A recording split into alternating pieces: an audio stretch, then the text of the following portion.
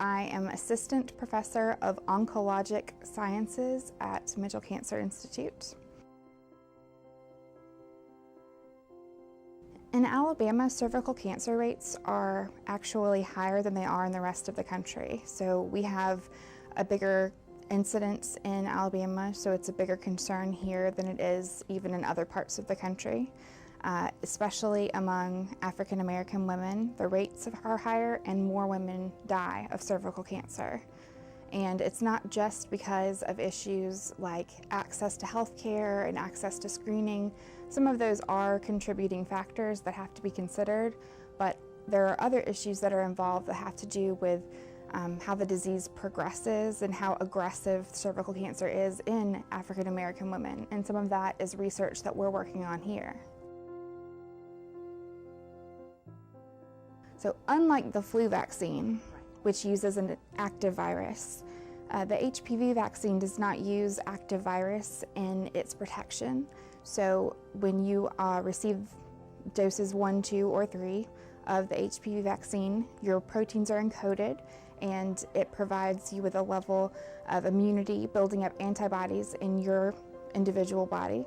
And it helps you the earlier you get it. So that's why we encourage individuals ages 11 and 12 to start early with the vaccine, and that's why the recommendations are for younger individuals to start with it. So the current recommendation is for adolescents, both boys and girls, ages 11 and 12, to start the vaccine series.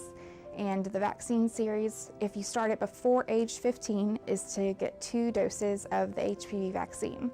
If you are between the ages of 15 and 26, you have to get 3 doses of the vaccine. And that's because when you're younger, that immunity can build up faster and you don't need that 3rd dose. The HPV vaccine is the safest vaccine on the market today.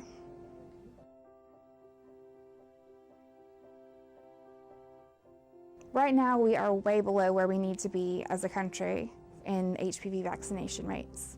The goal is to have 80% of individuals and young adolescents vaccinated for HPV, and that's set by the Healthy People 2020 standards, which are a long list of health-related standards that the country sets.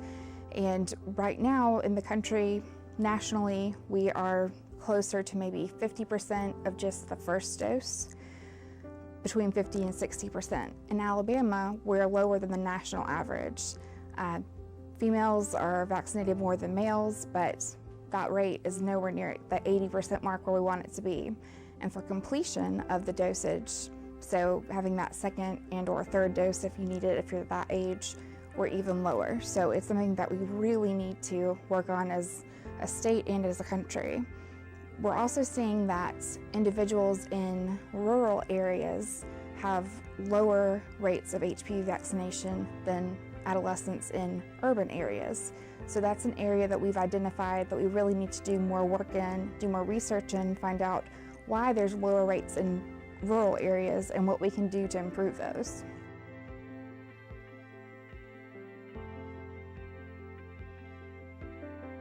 So we are doing a lot of different initiatives here. HPV vaccination and cervical cancer prevention and other HPV-related cancer prevention is one of our most important initiatives here at the USA Mitchell Cancer Institute.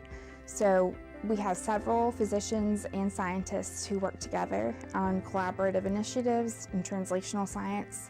One of those is working with cervical cancer survivors, trying to find out from them directly information about maybe things that were barriers to them receiving the HPV vaccination. So was it a financial issue?